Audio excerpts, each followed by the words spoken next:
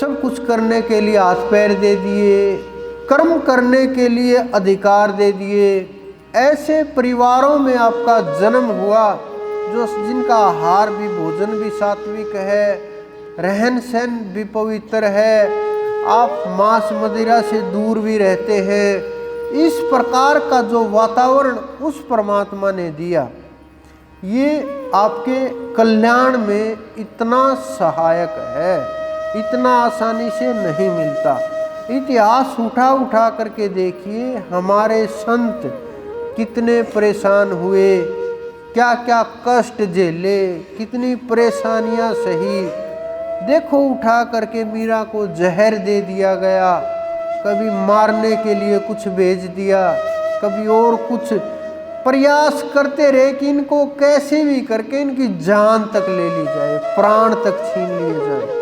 उन्होंने बिना सोचे बिना डरे प्रयास किया और आज उनके नाम इतिहास में आप देखो, ध्रुव का नाम कितना चमक रहा है।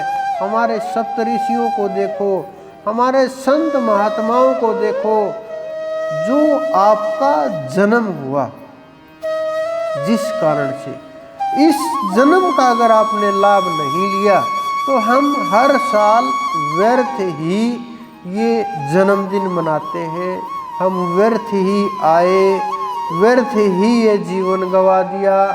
लेकिन अगर आपने इसका लाभ ले लिया, लाभ क्या है? सांसारिक लाभ नहीं कि धन संपदा इकट्ठी कर ली, सुख सुविधाओं की चीज़ें इकट्ठी कर ली, या कहीं दूर तक आप देखो कि कोई फेमस होना कोई बड़ी बात नहीं होती। हमारे से बहुत ज़्यादा करोड़ों लोग फेमस होंगे। आप देखो, हीरो को देखो, हीरोइनों को देखो, और विभिन्न प्रकार के लोगों को देखो, लेकिन क्या उनका कल्याण हो गया? क्या परमात्मा की प्राप्ति हो गई? जाने के बाद क्या करेंगे वो? क्योंकि जब आज ही साधना नहीं हो पाएगी, इसी शरीर में साधना नहीं होगी, अगर प्राप्ति नहीं हुई तो क्या होगा? आप साधना करके जाओगे, समाधि में जाओगे, मर्जी से शरीर का त्याग करके जाओगे, कोई यमराज आपकी तरफ देखेगा भी नहीं, और वो लोग देखो क्या हालत होगी। क्योंकि कर्म के अधीन है सब कुछ, कर्म का सारा खेल है। जब हमारे कर्म इतने मजबूत होंगे, रास्ता कोई रोकने वाला नहीं है कि आपका कोई मार्ग रोक दे, कि ये सोच लो कि कोई हाँ हो सकता है कि वहाँ तक हम नहीं पहुँच पाए, परमात्मा है या नहीं है, ये तो सवाल ही नहीं रहा। क्योंकि वो आप सबके अंदर विराजमान है। कोई बाहर खोजने नहीं जाना है, कोई वृक्ष प्रकृति और पूजने पाठ करने नहीं जाना, कोई पुस्तक पढ़ो ना पढ़ो कोई फर्क नहीं पड़ता। क्योंकि फर्क जिससे पड़ता है वो आपका सुमरण है, वो आपका ध्यान है, वो आपकी समाधि है। अगर आप उस तरफ नहीं जा पाए, अगर आप उसके ऊपर समय नहीं दे पाए, अगर आपने उसको नहीं प्राप्त किया इस शरीर में, तो इस शरीर से को छोड़कर जाने के बाद आप ये उम्मीद मत रखिए कि वहाँ जा कर के हम सुखी होंगे, खुशहाल होंगे, जीवन मुक्त होंगे, परमात्मा मिलेगा। ये तो आप दिमाग से अपने निकाल दीजिए। क्योंकि अगर हमें वो चाहिए तो हमें फिर उसी प्रकार का काम करना पड़ेगा, उसी प्रकार की तैयारी करनी पड़ेगी, उसी प्रकार से सोचना पड़ेगा, उसी प्रकार से चलना पड़ेगा, उसी प्रकार की तैयारी चाहिएगी और उसी प्रकार की साधना चाहिएगी। फिर आपको पहुंचने से कोई नहीं रोक सकता।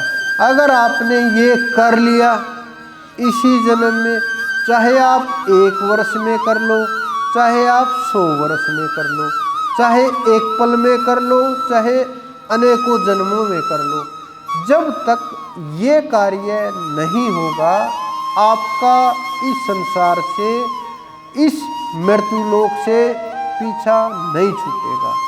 आप कितना भी कोशिश करें कि हाँ हम तो पार हो जाएंगे, इतना आसान नहीं है। जब तक ये समझ नहीं आएगा हम शरीर अलग है, आत्मा अलग है, हमें फिर ये सोचना है कि हम शरीर हैं या आत्मा है। ये विचार किसके हैं? शरीर के हैं, आत्मा के। आत्मा में कोई विचार होता नहीं। फिर अगर शरीर के अंदर विचार है तो फिर शरीर जला दिया गया, बोलना चाहिए उसको, वो क्यों नहीं बोल रहा? न शरीर के अंदर विचार है न आत्मा के अंदर विचार है, फिर ये विचार कहाँ से आए? ये विचार इन दोनों के तालमेल से आए। जब इनका तालमेल हुआ, योग हुआ, जुड़ाव हुआ, जिस प्रकार से स्त्री पुरुष के जुड़ाव के बिना बच्चे पैदा नहीं होते, उसी प्रकार से प्रकृति और पुरुष के बिना, उनके जुड़ाव के बिना शरीरों की रचनाएं नहीं होती। अगर हम इनको अलग अलग तोड़ देंगे, समझने लगेंगे, अलग अलग करके जानने लगेंगे कि शरीर क्या तत्व है, आत्मा क्या तत्व है। जब हम इन चीज़ों को तत्वों से जान जाएंगे, सब के सब 5-25 को तत्वों से जान जाएंगे, तो फिर और किसी ज्ञान की ज़्यादा आवश्यकता नहीं रहेगी। हमें ज्ञान हो जाएगा तत्व का कि ये कैसा तत्व है, कैसे खेल है। जब इस आत्म तत्व का ज्ञान होगा, फिर आपके विचार, सोच, अंदर का भय, माया, जड़ चेतन की जो ग्रंथि पड़ गई है, ये टूट जाएगा सब कुछ। ये मत समझो कि आत्मा के ऊपर भी कर्मों का असर होता है, ये भ्रम है, बहुत से लोगों द्वारा फैलाया।